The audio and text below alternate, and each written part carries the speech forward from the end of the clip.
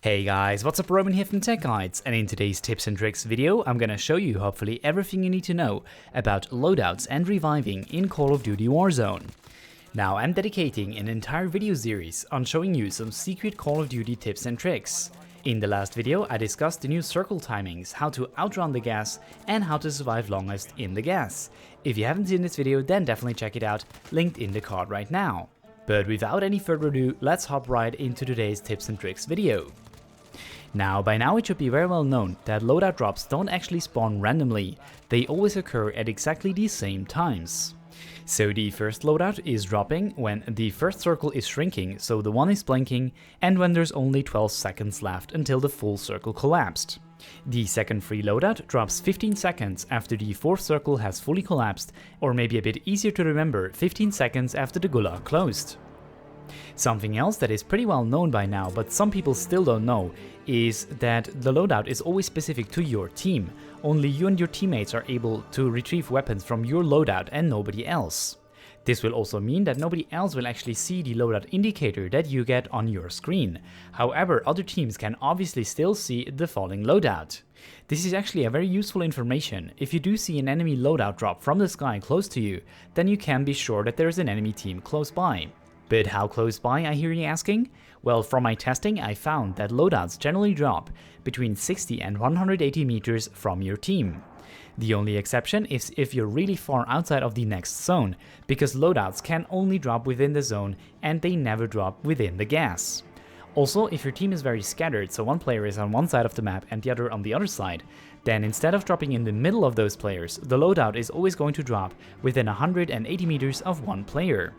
Another extremely valuable piece of information is the fact that loadouts generally tend to drop between different teams. I tested this with 2 solo players, and in pretty much any instance, I would have at least one loadout drop of these 2 players drop pretty much in between my 2 players. However, if there is no team around, then the loadout will obviously simply drop somewhere randomly. So my recommendation would be to always look out if there are multiple loadout drops in the same spot, and then be very careful because another team is likely going to come by very soon.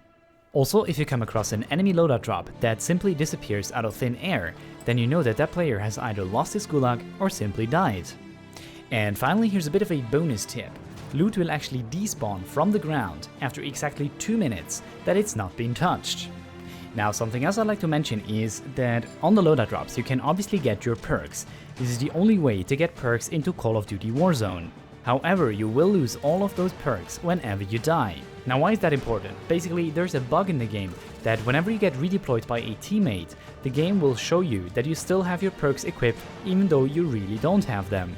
In this example, you can see that I had the hardline perk equipped before I died, which gave me 25% off on the buy station.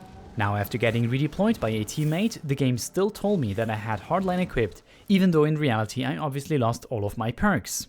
And this very fittingly brings us to the second part of this video, where I'd like to talk about some common misconceptions regarding reviving. First of all, unless you're taking any damage, it takes exactly 50 seconds to fully die when you're in the down state.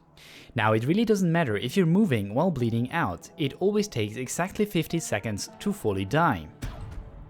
Also, unlike in PUBG, it absolutely does not matter how often you've already died in terms of the time it takes for you to bleed out.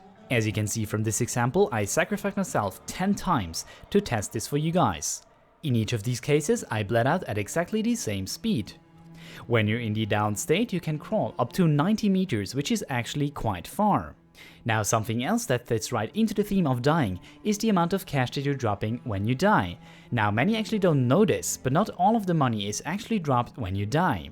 So 50% of the cash will be dropped, 20% you can keep in case you get revived or you win your gulag, and 30% is lost forever.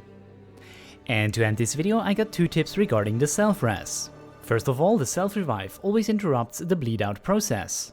Also, if you've initiated a self-revive, then a teammate can still finish you off, which allows you to save the self-revive for later. This is very handy if you're in a gunfight. Basically what you want to do if you're down is to initiate the self-revive until it's almost done, then tap it until a teammate can actually get you back up. However, you should be aware of the health bar. As you can see, whenever you interrupt the self-revive, it will actually still go down, so you can still bleed out while doing this trick. But that's all of the tips that I have got for you guys in today's video. If you guys know something more about loadouts or reviving, then definitely let me know in the comments below. If you like this kind of video, then definitely smash that like button and consider subscribing for more content like this. So that's it for today. Thank you so much for watching. Have a wonderful day, and I'll see you guys in the next video. Oh shit. Zone, you can get up over here. Armored one orange. What? Oh, I can't jump over there. Go here. Left side. You can't jump here. Roof. People on this roof. Team Nice. white. Nice. There's people on blue on the roof. Sniped in. Cracked one half. There's still 4 teams left. Downed him on the roof. I disabled the helicopter. Nice. Get the heli choppy. It's 14. On the roof still. On the roof still. Yeah. Yeah, I just got RPG'd, man. It's okay. Let's crack the guy on the roof. Oh god, we got RPG. Can someone come? Coming down. I have no fucking bullets. Oh, we left. won. Wait. Ooh.